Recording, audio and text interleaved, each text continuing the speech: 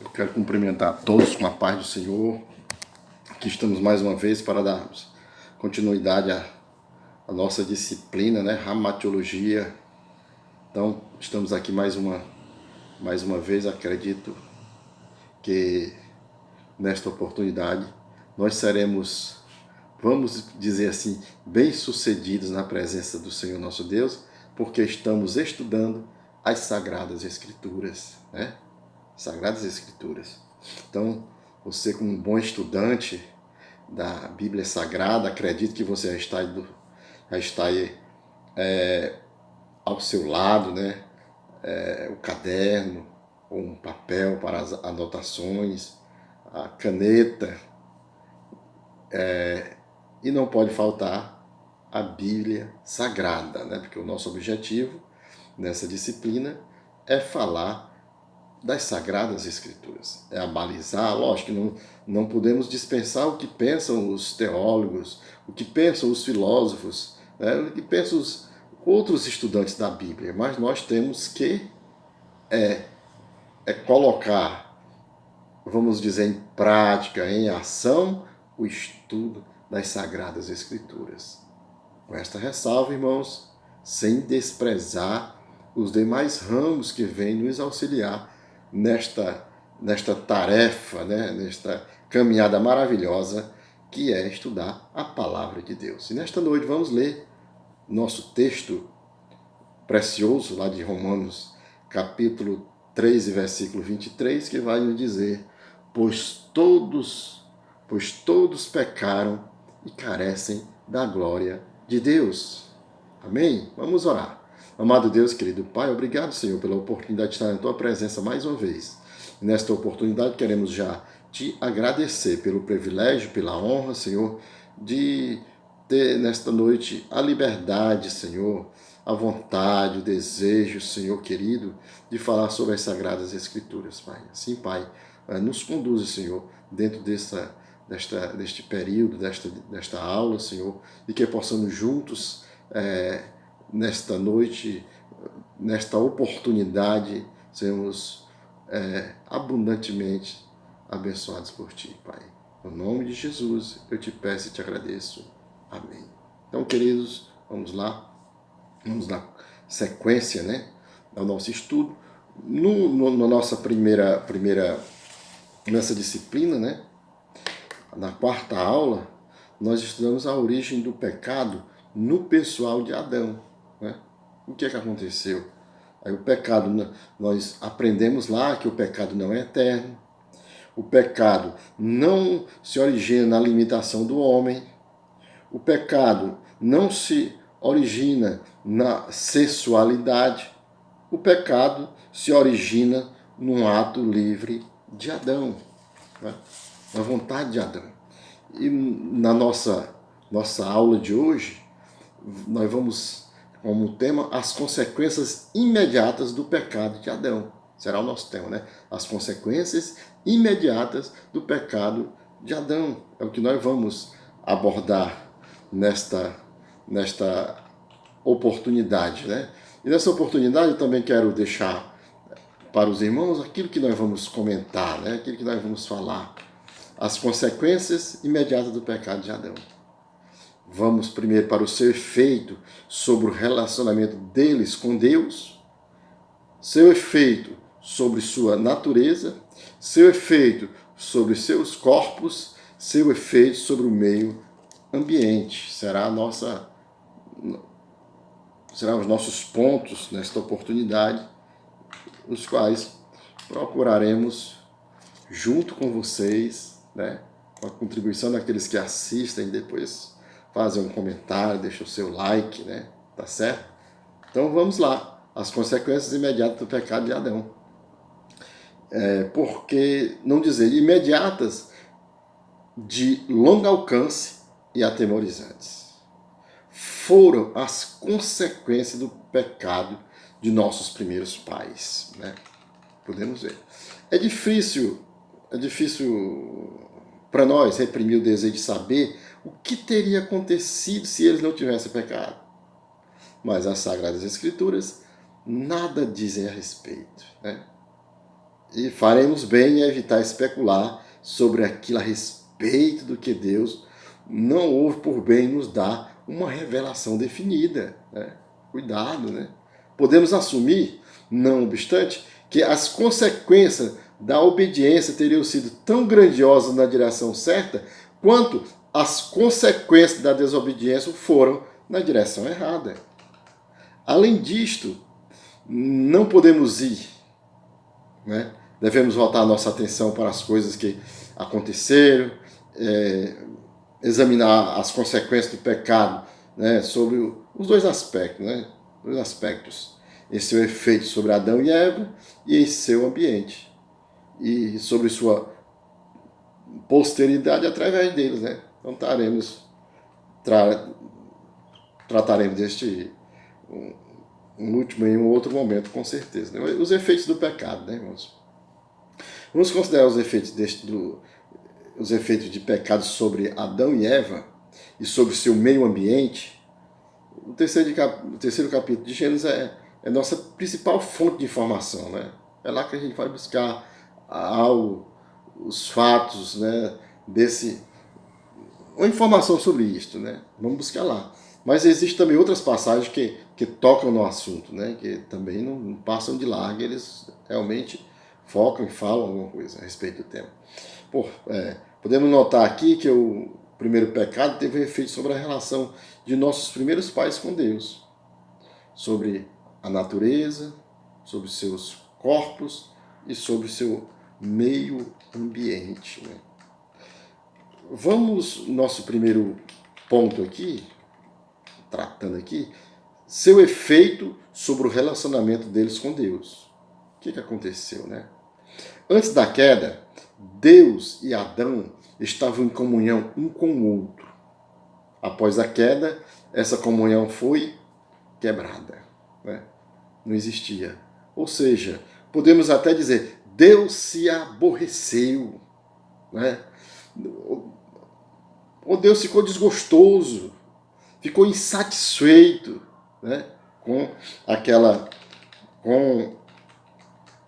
esse elo que foi rompido, né? entre ele e a coroa da sua criação. Nossos primeiros pais sentiram o peso do aborrecimento de Deus sobre si. Haviam desobedecido sua ordem explícita para não comer da árvore do conhecimento do bem e do mal. E eram culpados. Eles sabiam que haviam perdido seu lugar diante de Deus e que sua condenação repousava sobre eles. Portanto, ao invés de buscar sua comunhão, eles agora tentavam fugir dele. Né? Suas consciências culpadas não lhes davam sossego, por isso tentaram se livrar da responsabilidade. Que responsabilidade, né? Sumir ali agora.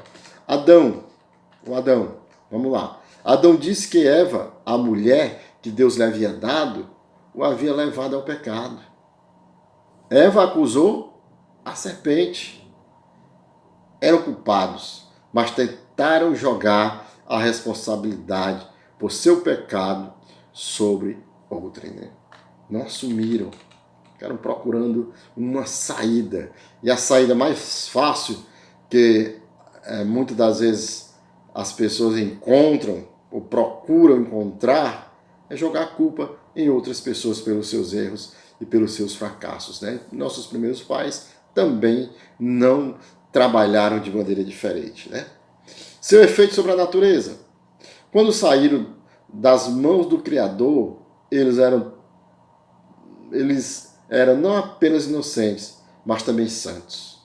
Sua natureza não era pecaminosa. Né? Agora tinham uma sensação de vergonha, degradação, poluição. Havia algo a esconder. Estavam nus e não poderiam comparecer diante de Deus em sua condição decaída. Foi esta a sensação de impropriedade que os levou a fazer para si mesmos cintas de folha de figueira. Tinham vergonha não só de aparecer diante de Deus em sua nova condição, mas também de aparecer um diante do outro. Né? Estavam moralmente arruinados. moralmente arruinados, né? Deus havia dito a Adão a respeito da árvore proibida, Gênesis 2,17. Mas da árvore do conhecimento do bem e do mal não comerás, porque no dia que dela comeres, certamente morrerás. Aí nós podemos puxar quanto ao mal, que era óbvio, mas era o bem desta árvore que engana grande parte do mundo. O bem se refere à própria religião. A definição da religião pertence a um sistema ideado pelo homem a fim de obter salvação para chegar a Deus ou para melhorar-se de alguma maneira, porque é concebido pelo homem, mas inaceitável para Deus. A resposta de Deus ao dilema da raça humana é Jesus Cristo e Ele crucificado. 1 Coríntios capítulo 1 e verso de número 23. Mas nós pregamos a Cristo crucificado, escândalo para os judeus, loucura para os gentios. Porque no dia em que dela comer, certamente morrerás. E vai falar da morte espiritual, que é a separação de Deus. Que fica claro que a árvore da ciência do bem e do mal não foi o que provocou a queda de Adão, e sim foi porque não acataram e desobedeceram a palavra de Deus vindo a comer do seu fruto, o que resultou a causa de todos os fracassos. A morte espiritual provoca, consequentemente, a morte física. E, de fato, encheu o mundo com a morte, tudo por causa da queda. Foi a queda que gerou a morte, Tá certo? Esta morte é, antes de tudo, espiritual. Uma separação entre a alma e Deus. Ela abrange não apenas a incapacidade de fazer qualquer coisa que agrade a Deus, mas também a posse de uma natureza corrupta, Natureza corrupta. Romanos 5,12 vai nos dizer assim: portanto, assim como por um só homem, que é esse homem, Adão, entrou o pecado no mundo e pelo pecado a morte, tanto, vamos deixar bem batido, tanto a morte espiritual como a morte física. Assim também a morte passou a todos os homens, já que todos estavam em Adão, porque todos pecaram, todos nascem em pecado, devido à transgressão de Adão. Tá certo? Vamos observar que diz assim, ele diz, pecado, não pecados. Ele está olhando não a atos concretos de pecado, mas sim ao hábito, O hábito do pecado. Adão não trouxe o pecado ao mundo, dando um mau exemplo. Aquele seu ato produziu uma mudança constitucional de sua de natureza dentro de seu coração. Aquele ato resultou em um princípio corruptor, inato, inerente, instintivo, conforme diz James. Nosso outro item, seu efeito sobre seus corpos. Quando Deus disse que desobedecesse, o homem morreria, certamente morreria, ele estava falando também a respeito do corpo. Imediatamente após o delito, Deus disse a Adão, olha só, do suor do rosto comerás teu pão, até que tornes a terra, pois dela foste formado, porque tu és pó, e ao pó tornarás. O alimento, teu pão, ou seja, o alimento se obterá por trabalhos forçados, até que tornes a terra. A fonte de vida, que era, vamos dizer, anteriormente de Deus, agora se encontra nos mantimentos, e que é infelizmente insuficiente, Infelizmente insuficiente. Pois dela fosse formado, porque tu és pó, e ao pó tornarás. O poder de Deus por si só poderia motivar, manter vivo o pó. No fato disso não existir, o homem volta para o pó. Volta de onde veio. Paulo também é interessante, ele escreve aos Coríntios, ele diz da seguinte maneira, 1 Coríntios 15, 22. Porque assim como em Adão todos morrem, assim também todos serão vivificados em Cristo Jesus, nosso Senhor. Ou seja, em Adão todos morrem, a morte espiritual, a separação de Deus. Tá certo? vivificados em Cristo, no primeiro homem todos morreram, no segundo homem todos serão vivificados, ao menos aqueles que creem, né? O versículo mais conhecido da Bíblia que diz: porque Deus amou o mundo de tal maneira que deu o seu Filho unigênito, para que todo aquele que nele crê não pereça, mas tenha a vida eterna. Né? Tenha a vida eterna.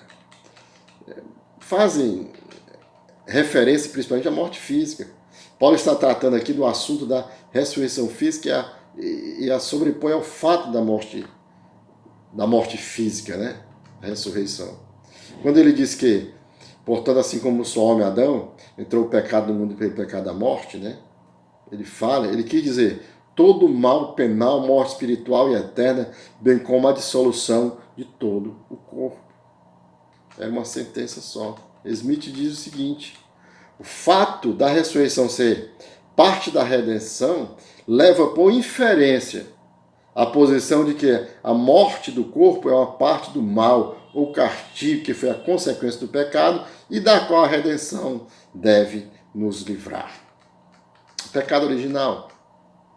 No entanto, aqueles que rejeitam a doutrina do pecado original afirmam que a morte é um mal natural, que advém da constituição original do homem, e que, consequentemente, não é uma prova de que todos os homens são pecadores, assim como a morte dos animais irracionais não prova que eles sejam pecadores.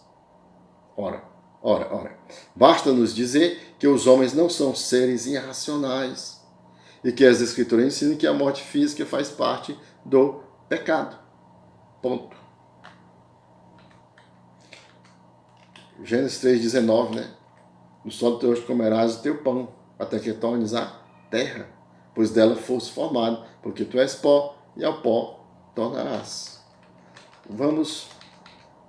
Interessante aquela passagem também de João capítulo 4, versículo 18 e 19, diz assim: por 5 maridos já estiveste, esse que agora tens não é teu marido. Isso disseste com verdade, né? Essa passagem.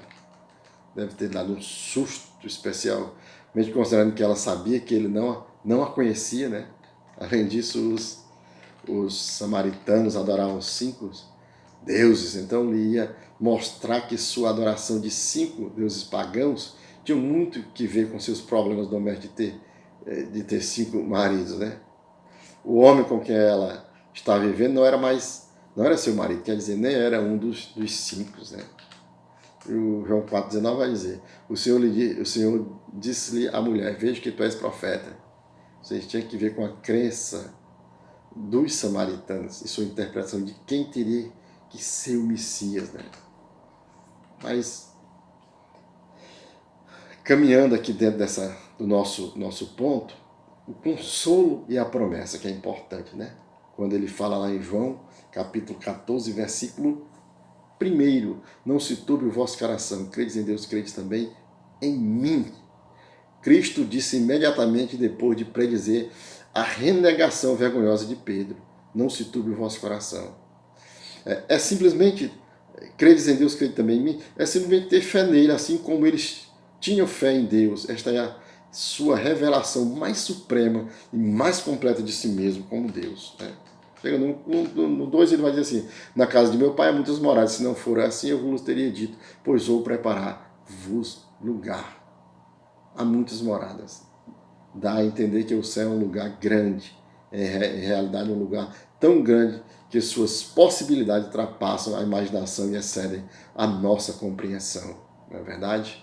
Teria dito, tem referência ao efeito de que ele fala do pré-conhecimento de todas as coisas, né? Pois vou preparar-vos lugar, refere-se a ele pessoalmente, que controla este projeto de habitações do céu, né? Voltando ainda no 3, vai dizer: quando eu fui vos preparar lugar, voltarei vos receber para mim mesmo, para que onde eu estou estejais vós também. Refere-se ao céu, né? Onde os santos de Deus já estão, né? Aqui podemos dizer que é a primeira menção ao arrebatamento, né? O 4 vai dizer: vai sabeis o caminho, né? Na verdade, ele se referia a ele mesmo, já que ele é o caminho para onde eu vou. Ele acabava de dizer, né? Voltemos a Romanos 5,12, que diz: portanto, assim como um só homem, Adão, entrou o pecado no mundo, né? Passou para todos. Aí se a gente for até Romanos 6,23, vai dizer assim: porque o salário do pecado, tá certo? O salário do pecado, tá certo? Esse termo, né? O pecado aqui, o ramatias, esse termo é derivado de uma raiz que indica errar o alvo, fracassar, vamos dizer assim, trata-se do fracasso e não atingir um padrão conhecido, mas antes desviando-se do mesmo, no significado geral, indicando o princípio e as manifestações do pecado. Né? É o que Paulo está dizendo aqui, a morte espiritual, a separação de Deus, assim desse tipo. A graça destrói o reinado da morte. É o que nós podemos perceber nesse Romanos 6,23. Né? Paulo usa então a analogia do mercado de escravo para ilustrar o ponto que focaliza. Um escravo é obrigado a obedecer o seu amo, mas há um ponto além do qual este não tem autoridade sobre aquele. Esse ponto é a morte. Não tem como, né? Quando o escravo está morto, seu amo poderá continuar dando ordem ao cadáver até ficar com a cara azul, mas o cadáver não lhe dará atenção. Outrora, diz Paulo, vocês eram escravos do pecado. Escravos do pecado. O pecado era o seu senhor e vocês eram forçados a fazer todas as coisas ruins que eles ordenavam. Não tinham forças para dizer não. Mas agora que morreram quanto à relação com o pecado, não precisam mais prestar atenção nas ordens do pecado. Não prestam. O pecado não dá, e para um lado vai para o outro. Né? Notamos aquela parte de 1 Coríntios 15:21, visto que a morte, né, veio por um homem. Importante estarmos frisando esse texto, porque assim como Adão, todos morreram em Cristo, todos são vivificados, né, irmãos? Quando a gente vai até 1 Coríntios 15:56, vai dizer assim: o aguilhão da morte é o pecado. O aguilhão da morte é o pecado. E a força do pecado é a lei, né? Que está definido lá. O aguilhão da morte é o pecado. Na realidade diz: o aguilhão da morte é o pecado, pois as palavras o pecado se refere à natureza pecaminosa que ocorreu na queda, né? E tem como resultado a morte, que é o que Paulo vai completar em Romanos 6:23, porque o salário do pecado é a morte, mas o dom gratuito de Deus é a vida eterna em Cristo Jesus nosso Senhor, tá certo? Pecado é a lei, né? A lei de Moisés, né? Definiu ali o pecado e deu ênfase à sua pena, que é a morte, né? Colossenses 2,14 é um texto maravilhoso que vai nos dizer que ele cancelou o escrito de dívida que era contra nós, constava de ordenança, o qual era prejudicial, removeu inteiramente, cravando na cruz, né? É o que diz lá. 2 Coríntios 5:2 vai dizer: por isso, neste tabernáculo gememos, aspirando por sermos revestidos da habitação celestial. Ou seja, por isso, este corpo físico presente, tá certo? Não queixando-se, mas se vendo por fé o que tem para vir, portanto desejando sua chegada, né? Aspirando por sermos revestidos da nova habitação celestial, ressurreição vindoura, né? Quando o corruptível se fará incorruptível e o mortal se fará imortal. Pois, na verdade, os que estamos neste tabernáculo gememos angustiados, não porque queremos ser despidos, mas revestidos para que o mortal seja absolvido pela vida, né? Não pela morte, que a morte é o inimigo, né? Mas pela ressurreição vindoura, né? Pela esperança.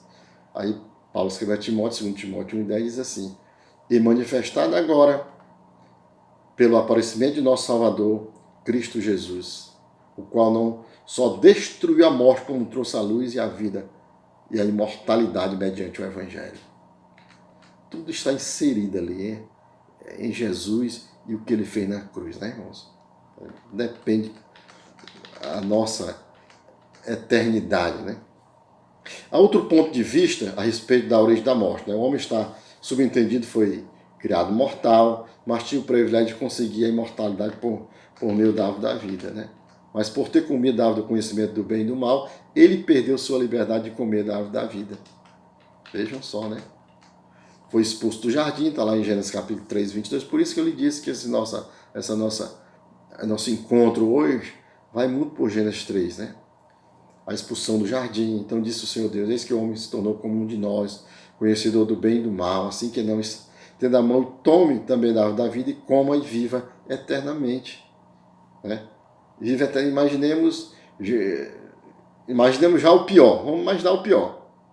Ter um Adolf Hitler vivo para sempre.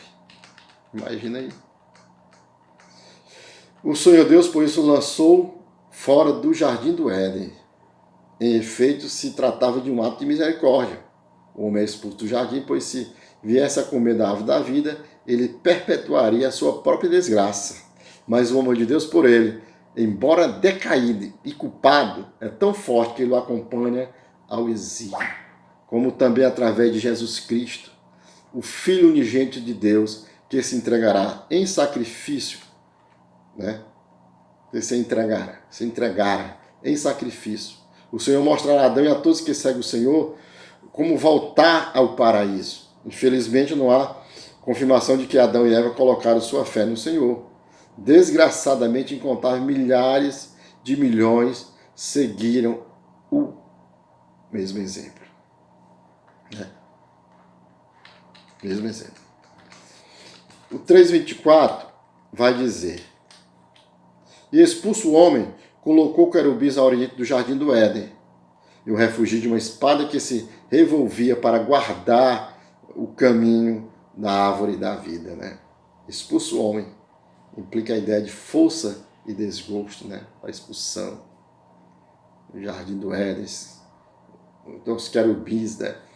Que manifestaram a santidade de Deus que o homem já tinha perdido, guardando ali o caminho da árvore da vida, né? A espada acesa, ela foi, assim dizer, emblemática da glória divina em sua atitude para com o pecado. Né? A espada, horrenda coisa cair na mão de Deus. Né? Isso indica que a morte física é uma consequência da morte moral. Qual seria, podemos perguntar, qual teria sido a situação se o homem não tivesse pecado? Smith sugere que poderia até ter havido uma separação entre a alma e o corpo, mas ele acrescenta que pode-se certamente supor que a transição para outra condição poderia ter se dado sem nada do que agora existe, o que faz da morte algo tão terrível. Isto realmente faria da morte um mal natural, conquanto Smith a conceba como no caso, sem ser tão horrível como agora o é. Se existir qualquer verdade nesta posição, é mais provável que, se o homem não houvesse pecado, ele fosse transformado da mesma maneira que aqueles que estiveram vivos serão transformados quando Cristo vier. É difícil, entretanto, harmonizar mesmo esta ideia com o ensinamento constante da Escritura, de que a morte física é um resultado do pecado de Adão. E como as Escrituras são a autoridade final de todos os assuntos, é necessário considerar a morte física como o castigo do pecado. Em vista deste fato, diríamos também que todas as doenças físicas resultam do pecado. Né? Da árvore do conhecimento do bem e do mal, quanto ao mal, né? Vai falar de Coríntios. Pode ser, nesse texto aqui pode ser até traduzido como morrendo morrerás. A partir do momento em que o homem comeu da árvore proibida, já estava morrendo. Os germes destrutivos foram introduzidos naquela mesma ocasião. As dores que tanto o homem como a mulher viriam a sentir surgiram naquela única apostasia. O fato do homem não ter morrido instantaneamente se deveu ao propósito gracioso da redenção de Deus. Acredite. Devido ao relacionamento íntimo entre a alma e o corpo, podemos assumir que os poderes mentais como os físicos ficaram enfraquecidos e começaram a se deteriorar. Este elemento do castigo do pecado sozinho solapa a teoria da evolução. Sozinho, né? Não precisa de mais nada. O homem não desenvolveu maior força do corpo e mente, mas se degenerou de uma condição primitiva de perfeição até a presente condição de fraqueza e imperfeição na atualidade. Vejam só, não evoluiu, regrediu. E vejamos que que esta regressão está acontecendo em um nível terrível nos nossos últimos dias. Podemos perceber, tá certo? Vamos para o nosso último ponto. Qual é? O ponto 4 que diz: seu efeito sobre seu meio ambiente. Lembre-se que a serpente foi amaldiçoada entre todos os animais domésticos e entre todos os animais selváticos. Está lá. Então o Senhor Deus disse à serpente, como veremos, né? Não apresenta nenhuma pergunta ou interrogação que se expõe de tudo à serpente.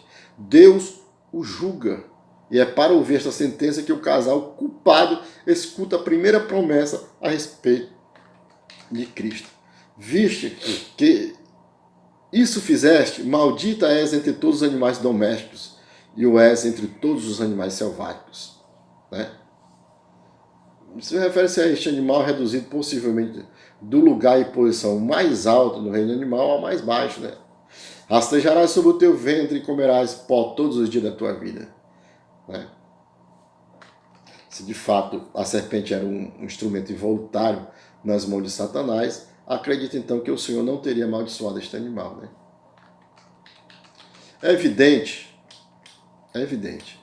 que a criação animal sofreu como resultado do pecado de Adão. Tá certo? Na era futura, esta maldição será retirada e as feras selvagens se deitarão com os dóceis animais domésticos. Né?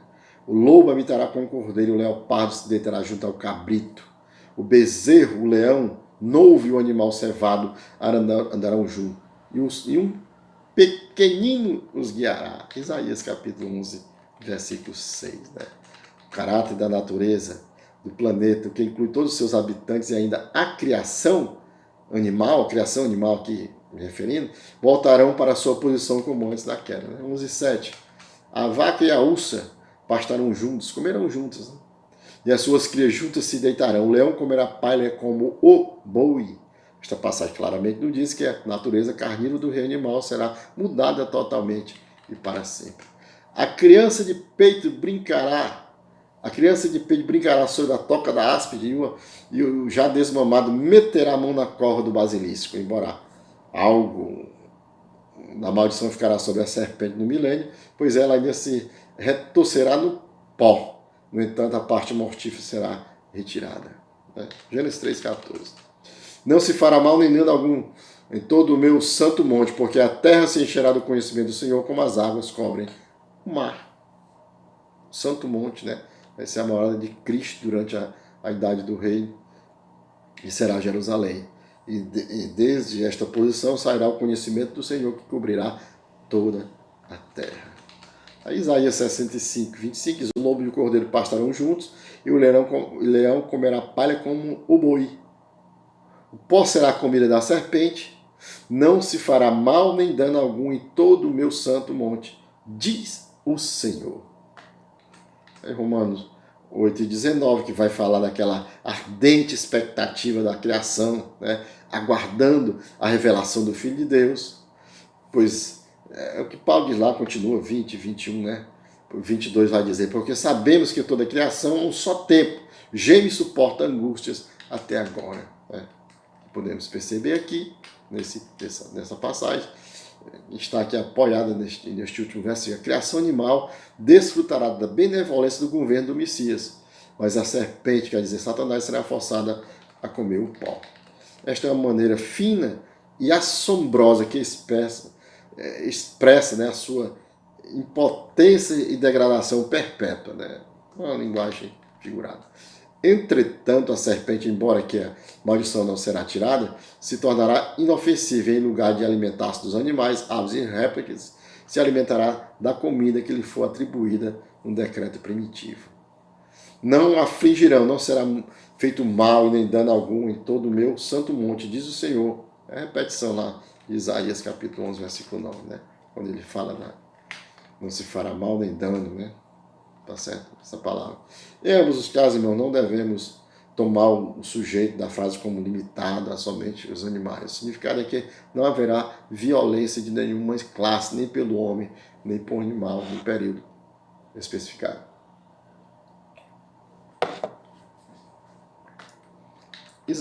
Oséias 2:18 vai dizer: naquele dia farei a favor dela aliança com as bestas feras do campo, e com as aves do céu, com os répteis da terra, e tirarei desta o arco, a espada e a guerra, e farei o meu povo repousar em segurança.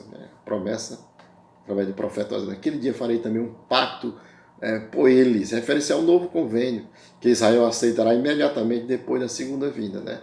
Nessa época já não haverá mais guerra, que fala da segurança universal, não somente de Israel, mas sim de todo o mundo. Apocalipse, né? Maldita é a terra por tua causa, diz lá Gênesis 3:17. E Adão diz: visto que atendeste a voz da mulher, Adão escutou a sua esposa em lugar de Deus. Sua esposa trouxe uma história e ele não deu crédito à ordem do Senhor. E comeste da árvore que eu te ordenara, não comesse. Vamos dizer assim, a árvore em si não tem propriedade na fruta que induz a maldade. A queda, como se diz, foi causada sim pela desobediência à palavra de Deus. Maldita é a terra por tua causa. Em fadigas obterás dela o sustento durante o dia da tua vida. Né? A terra inicialmente estava destinada a ser um paraíso, mas agora produzirá seu gênero a contragosto. Né? Além disso, a frase todos os dias da tua vida declara a sentença de morte. Né? Percebemos a sentença de morte aqui, porque significa que a vida agora se termina, como consequência da morte espiritual, que era e é a separação de Deus. O 18 de Gênesis vai dizer assim: ela produzirá também cardos e abrolhos. Os espinheiros e os abrolhos não existiam originalmente na criação de Deus, sendo este o resultado da maldição devido ao pecado do homem. E tu comerás a erva do campo. Agora isto não cresce livremente como era a intenção original, né? Porém somente com a grande atenção e grande trabalho, suor do rosto, né? É o nosso versículo 19. No suor do teu rosto comerás o teu pão, né? Ou seja, o alimento será conseguido através de trabalho esforçado, até que tornes a terra, pois dela foste formado, porque tu és pó, e ao pó tornarás. Né? Aqui fica demonstrado que a natureza inanimada sofre a maldição do pecado do homem. Né? Em vista disto, a Escritura nos diz em outro lugar que está chegando a hora em que a própria criação será redimida do cativeiro da corrupção para a liberdade da glória dos filhos de Deus. Porque sabemos que toda a criação, só tempo geme e suporta angústias até agora. Está aí Romanos capítulo 8, versículo. Essa esperança de redenção, né? Como sortindo efeito naquela libertação que Cristo fez na cruz. Né? A corrupção vai falar, corrupção em Romanos 8:21 fala da mortalidade, quer dizer morte, né, irmãos?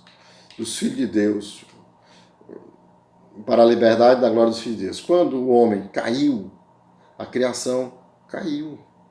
Quando o homem for libertado, também a criação será libertada, estando expresso na palavra também. Né? Porque sabemos que toda a criação, tudo foi afetado pela rebelião de Satanás e a queda de Adão. Ao só tempo geme e suporta angústias até agora. É fé aos desejos comuns, né, dos elementos da criação para fazê-lo, para trazê-lo à sua perfeição original. Né? Toda a criação tem estado sujeita à vontade, não voluntariamente, mas por causa daquele que a sujeitou, Romanos.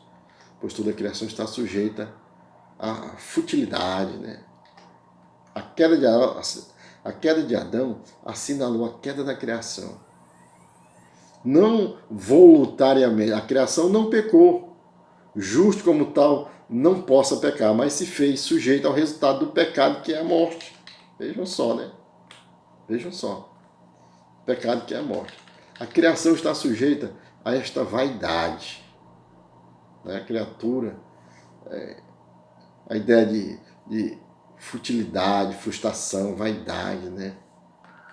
Como em Atos 14:15. Senhores, por que fazer isso? Nós também somos homens, fomos sujeitos aos mesmos sentimentos. E vos anunciamos o Evangelho para que destas coisas não vos destas coisas, vós vos convertais ao Deus que fez o céu, a terra, o mar e tudo o que há neles. Pode significar cultos falsos, né? Por causa daquele que a sujeitou. A referência é com toda a probabilidade a Deus. Há outras, né? Outros que querem dizer que é o pecado, né? Que a sujeitou, dizer que é o tentador, mas a referência é com toda a probabilidade que é a Deus, né? Tá certo? Continuando, vemos ali o milênio restaurado, o povo curado, o caminho da santidade, né? Isaías 35, a felicidade de Sião, né? Quando Isaías 35, 2, ele começa e vai dizer: florescerá abundantemente, jubilará de alegria, exultará, Deus-se-lhes glória do Líbano, o esplendor do Carmelo e o Saron. Eles verão a glória do Senhor, o esplendor do nosso Deus. Glória a Deus. A glória do Senhor, a formosura do nosso Deus é a causa de florescer abundantemente e o regozijar-se até com alegria e cantos de júbilo, né? Fortalecer as mãos frouxas e os joelhos vacilantes, né? Com estas promessas grandes e preciosas, os servos, né, os servos da verdade são mandados a fortalecer os crentes debilitados e apreensivos, né, com a glória do Senhor. Agora primordial, até os fracos ganham força e os joelhos debilitados não mais estão assim. Dizei aos desalentados de coração: sede fortes, não tem mais. Eis o vosso Deus, a vingança vem, a retribuição de Deus, ele vem e vos salvará. Esta passagem expressa outra vez a doutrina da vinda do Senhor Jesus Cristo, né? Sinala aí esse período, né, precioso. Entretanto, em grande maneira, não somos justos com as Santas Escrituras se limitarmos esta passagem somente à segunda vinda de Jesus Cristo. As suas palavras estão focadas a todo Filho de Deus em todos os tempos, né? A frase: o mesmo Deus virá e vos salvará. Na realidade diz: o muitíssimo Deus virá e vos salvará. Há somente um só que pode salvar. E ele mesmo tem que fazer, e para fazer, ele tem que vir a nós, né? Então se abrirão os olhos dos cegos e se desimpedirão os ouvidos dos surdos, né? Essa é uma promessa para este período, né? Os coxos saltarão como servos e a língua dos mudos cantará, pois águas arrebentarão no deserto e ribeiros ao esmo. Um aspecto inteiro deste futuro dia de alegre, né, irmão? O milênio será mudado, a enfermidade, a aflição terminarão. Então, o coxo não somente será capaz de andar, como também terá tanta liberdade de movimento que ele será capaz de saltar como um cervo.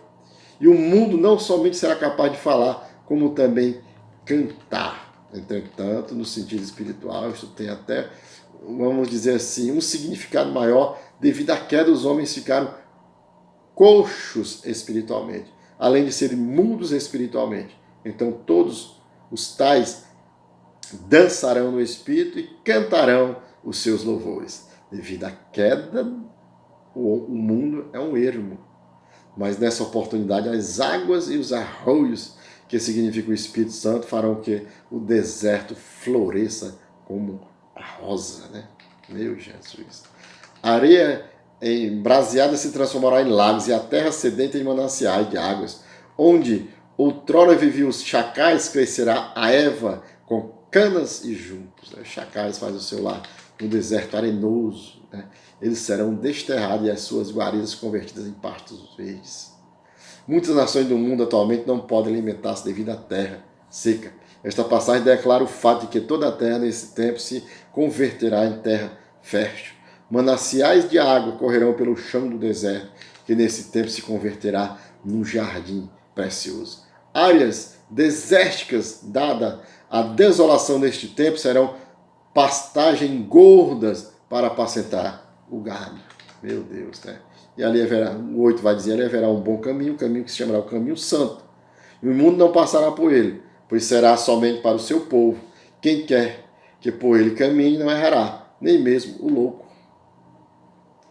A Sagrada Escritura definitivamente prediz uma estrada literal que será construída do Egito até Israel e a Síria, né? passagem aqui. Entretanto, estas passagens não se referem a um caminho em particular, e sim a um caminho de santidade. Está proclamado pelo Espírito Santo que o caminho é santidade. A santidade caracteriza tudo que Deus é e faz. Vai nos dizer o 9, ali não haverá leão animal. Ali não haverá leão, animal feroz não passará por ele, nem se achará nele mais os remidos. Não se achará nele, mas os remidos andarão por ele. Isso declara a verdade de que Satanás, como um leão que ruge, não terá acesso ao caminho de santidade. Os espíritos demoníacos, quer dizer, os animais ferozes também ali não se acharão. Portanto, a vitória que todo verdadeiro filho de Deus deseja ansiosamente se encontra no caminho de santidade. O seu cumprimento se mostrará total. O seu cumprimento, vamos dizer, total mostra o reino milenar, quando Satanás e todos os seus secazes, partidários, seguidores de trevas estarão presos. Por conseguinte, somente os redimidos ocuparão este caminho maravilhoso pelo nosso Deus. Vamos para o 35, que já caminhando aqui para a nossa conclusão, 35:10 diz: os resgatados do Senhor voltarão e virão a Sião com os cânticos de júbilo. A alegria eterna coroará a sua cabeça, gozo e alegria alcançarão, e deles fugirá a tristeza e o gemido. Os versículos 8 ao 10 podem ser resumidos ao ser dito: não passará o imundo por ele, porque ele mesmo estará caminhando no caminho, para que até o mais simples não possa extraviar-se nesse caminho. Até o mais simples, tanto alguém que é sabedoria, coisa e tal, mas aqui até o mais simples vai caminhar por este caminho com alegria e vai chegar ao seu destino. Será um caminho do Senhor. Naqueles dias apareceu João Batista pregando no exército da Judéia e dizia: e portanto, não somente o que o seu companheirismo excluiria o mal e asseguraria a chegada, e sim protege do perigo. Como tal guardador que está no caminho, e com tal porto ao final, não é estranho que os inimigos do Senhor se caracterizem por cantos, gozo e alegria. A dor e o gemido fugirão. Isso, a bem-aventurança dos redimidos não será neste estado perfeito exposto ao rompimento, como foi o gozo inocente no jardim do Éden. E para concluir nesta noite, vamos concluir com as seguintes palavras, o nosso encontro. E, ainda outra vez, Adão e Eva foram expulsos do jardim e forçados a se arranjar deste mundo decaído. Vejam só, eles foram expulsos do jardim e foram colocados, expulsos, aquela espada flamejante, eles tiveram que se arranjar, ou seja, no linguajar popular, eles tiveram que se virar, tiveram que se virar nesse mundo decaído. No começo estavam no mais perfeito e belo ambiente. Agora foram obrigados a se arranjar em um que era imperfeito e quase hostil. Seu meio ambiente decididamente foi mudado por causa do pecado. Que Deus em Cristo nos abençoe, nos guarde e que possamos, dentro do que foi comentado, dentro daquilo que os irmãos recebem como orientação e como material de estudo desta disciplina, que você possa desfrutar. Desfrute deste aprendizado. Você tem o vídeo, você pode parar, você pode ir lá, tirar a sua dúvida, o que foi falado. Todo o material de apoio que você recebe, desfrute bem deste material, tá certo? Desfrute bem desse material, porque é uma bênção de Deus para a sua vida, para a sua caminhada, porque é muito bom estudar a palavra de Deus. Um abraço, povo de Deus, a paz do Senhor e até o nosso próximo encontro. Oremos e não esqueçamos o que diz as Sagradas Escrituras, porque todos pecaram e carecem da glória de Deus. Amado Deus, querido Pai, Senhor, obrigado pela oportunidade que tivemos de estar em Tua presença. E aqui falar das Sagradas Escrituras, Senhor querido, e aqui poder caminhar nesse caminho maravilhoso, perfeito, que é o caminho santo, o caminho das Sagradas Escrituras, meu Pai. Muito obrigado, Senhor. Obrigado pelo seminário, Senhor. Abençoa o missionário João Batista, toma nas tuas mãos santas e poderosas. Abençoa cada um dos alunos, que abençoa também os facilitadores, Senhor. Guarde-nos em tudo, Pai, e nos abençoe, nos dê força, Senhor, coragem, vontade para continuar a tua obra, Pai, porque eu te peço e te agradeço em nome de Jesus. Amém. Um forte abraço, meus amados, e até o nosso próximo encontro, em nome de Jesus. Amém.